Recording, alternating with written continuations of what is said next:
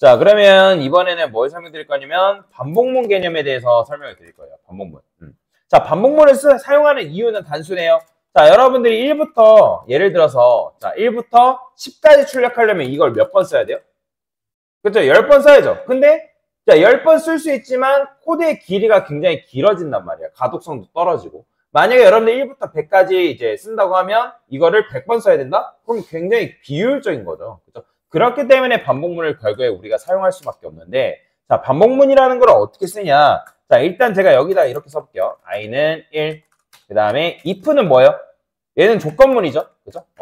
자, 그냥 조건문부터 쓰는 거예요. 제가 일부러. 그 다음에 i는 i 플러스 1. 자, 그러면 이거 실행하면 뭐 나와요? 그죠? 단순히 그냥 1 나오는 거예요. 이거 그냥 조건문이잖아요. 자, 조건문 같은 경우는 조건식이 참이면 실행되고 끝나요. 더 이상 뭐 더 실행하고 그런 게 없습니다. 그냥 조건문은 조건식이 참이다? 그러면 나는 한 번만 실행되고 내 역할은 끝인 거예요. 여기까지 이해되죠? 그런데 반복문 같은 경우는 요 안쪽을 쉽게 놔주지 않는 녀석인데 반복문은 어떻게 쓰냐? 요 포맷 그대로 쓴 다음에 if 대신에 뭐 쓰면 되냐면 while 쓰는 게 끝이에요. 자, while. 자, 일단 while이라는 건 무슨 뜻이죠? 여러분들? 뭐뭐 할 때 동안 계속이라는 의미를 가지고 있죠. 그죠? 계속이라는 의미를 가지고 있다.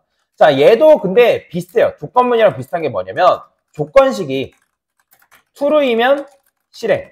그럼 뭐겠어요? false이면 실행되지 않은. false이면 종료다라고 여러분들이 이해를 하시면 돼요. 여기까지 이해되시나요? 자, 그러면 얘는 어떤 메커니즘으로 실행되는지를 좀 설명해 드릴게요. 여러분들 반복문을 코드만 쓰고 끝나는 게 아니라 얘의 원리를 이해하려고 노력을 하셔야 됩니다. 자, 그러면 제일 먼저 int i는 1이죠. 그러면 1일 때 참인가요? 그래서 1은 10보다 작거나 같다. 그러면 참이기 때문에 뭐가 출력되냐면 이때 1이 출력됩니다. 자, 그러면 i는 i 플러스 1이라는 건 뭐예요? 1 플러스 1이니까 뭐예요? 2죠. 그러면 조건문 같았으면 2였을 때 빠져나갔지만 얘는 어디로 가냐면 요 위로 올라갑니다. 요 위로. 뭐일 때? 아까 뭐 했어요? 뭐로 증가됐어요? 2로 증가됐으니까 2일 때. 그러면 2일 때 체크하니까 참이에요? 거짓이에요? 참이죠? 그러니까 뭐가 출력된다? 2가 나오는 거예요. 그 다음에 마찬가지로 2 플러스 1이니까 뭐겠어요? 3이죠? 그럼 3일 때 참이니까 또 3 출력되고. 그럼 3 플러스 1이니까 뭐예요? 4니까 4일 때 참이니까 자, 출력되겠죠. 자, 그러면 이런 식으로 가다 보면 어디까지 갈까요? 그렇죠? 10까지 가겠죠. 자, 그러면 10까지 가서 끝나는 걸까요? 실제로? 자, 보세요. 자, 10일 때, 자, 코드는 위에서 아래로 무조건이에요. 그러면 10일 때 10 출력해주고 10 플러스 1일 거 아니에요. 그죠? 그러면 여기 뭐 들어가요? 11일 들어간 다음에 조건을 체크합니다. 뭐일 때? 11일 때. 자, 11일 때 체크하니까 조건이 뭐예요? 거짓이죠? 그러니까 거짓이기 때문에 종료가 되는 거예요. 그래서 실제로 출력할 때는 몇 가지 나온다? 1부터 10까지 나오는 거죠.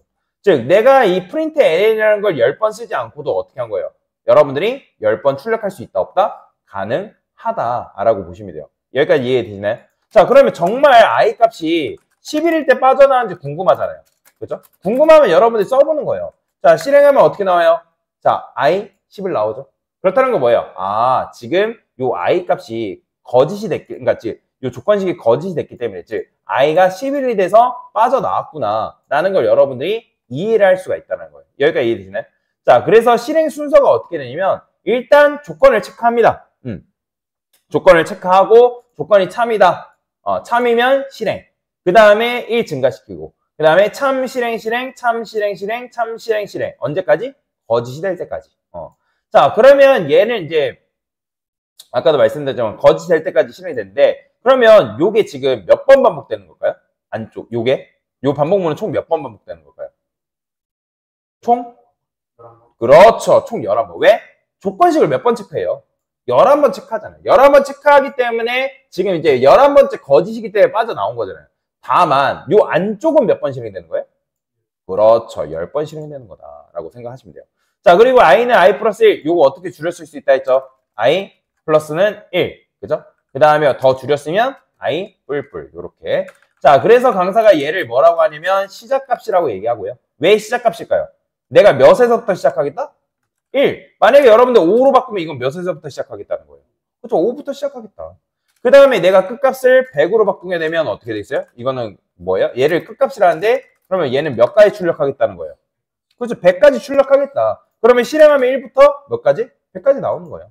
이건 미우시하시고요. 그렇죠? 자, 만약에 이걸 1부터 50이라면 몇 가지? 1부터 50까지 출력되는 거죠. 그렇죠? 그러니까 내가 끝값을 어떻게 세팅하냐에 따라서 실행 횟수를 조절할 수가 있다는 거예요. 이해되시죠? 자, 그 다음에 강사가 이걸 뭐라고 하냐면 보폭이다라고 얘기를 합니다. 왜 보폭이라 얘기하냐면 자, 우리가 몇씩 증가시키겠다? 그렇죠? 1씩 증가시키겠다. 그러면 내가 만약에 2씩 증가시키려면 어떻게 하면 돼요? i 플러스는 2 이렇게 쓰면 되는 거예요. 그럼 뭐가 되겠어요? 1, 3, 5, 7, 9 이렇게 나오겠죠. 만약에 3이라 쓰면 뭐게 나오겠어요? 1, 4, 70 4라 쓰면 1, 5, 9 이런 식으로 이해되시나요?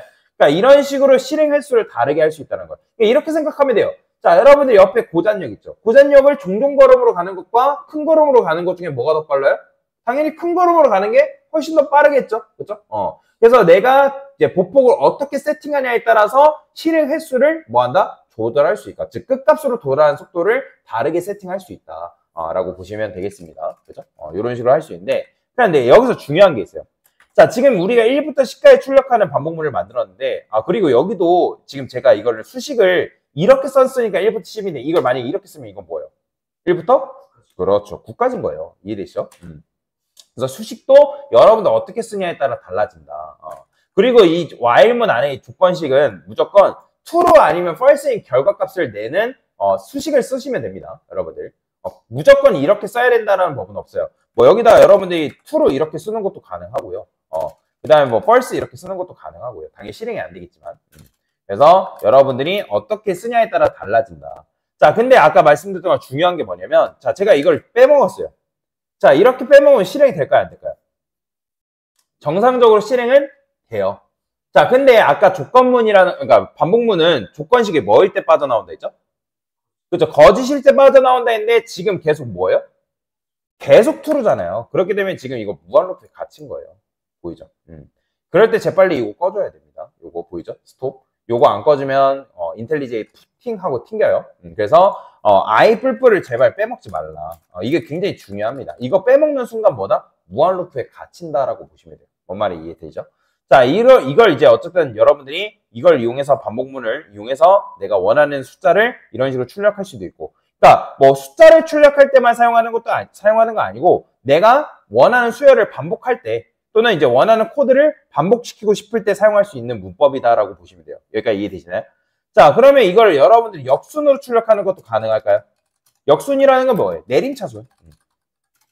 지금 했던 게 오름차순이라고 한다면 그러니까 내림차순으로 역순으로 출력하는 것도 가능하죠. 어떻게? 저는 J는 10이라 쓸 거예요. 자, 그 다음에 while문 써서 J는 어떻게? 자, 제가 만약에 이거를 10이라 쓰면 돼요? 안 돼요? 그래서 실행은 되지만 지금 왜냐면 참이니까 실행은 돼요. 근데 지금 우리가 하려는 건 뭐예요? J가 1씩 감소돼서 1까지 내려가야 된단 말이에요. 그럼 얘 10 대신에 뭐 써줘야 돼요? 1 써줘야죠. 근데 여기서 이렇게만 두고 보면 또 마찬가지로 실행이 돼야 안 돼요? 안 되죠. 왜냐면 10은 1보다 작거나 같다. 당연히 성립이 안 되잖아요. 그러면 얘를 꺽쇠를 어떻게? 반대로 돌리면 되는 거예요. 그러면 10은 1보다 크거나 같다라면 뭐 10, 9, 8, 7, 6, 5, 4, 3 이런 식으로 성립이 되겠죠. 그죠? 근데 여기서도 마찬가지 문제가 있어요. 뭐가 문제일까요? J 뿔뿔이 문제예요. 그죠? 왜냐면 여기서 여러분들 이걸 마찬가지 이렇게 써버리면 J가 1로 가까워지는 거예요? 멀어지는 거예요? 멀어지기 때문에 이것도 무한루프입니다. 참고로.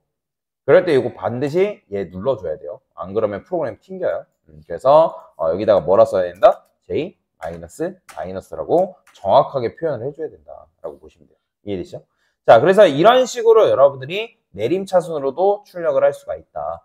자, 그래서 이게 바로 반복문을 사용하는 방법인데, 자, while이라는 거는 아까도 말씀드렸지만 뭐뭐 할 때 동안 계속이다. 그래서 조건식이 true면 실행, false면 종료된다. 그래서 이게 시작값이고 끝값이고 보폭이다. 그래서 내가 시작값과 그 다음에 끝값과 보폭을 어떻게 세팅하냐에 따라서 실행 횟수를 다르게 세팅할 수가 있다라고 보시면 되겠습니다.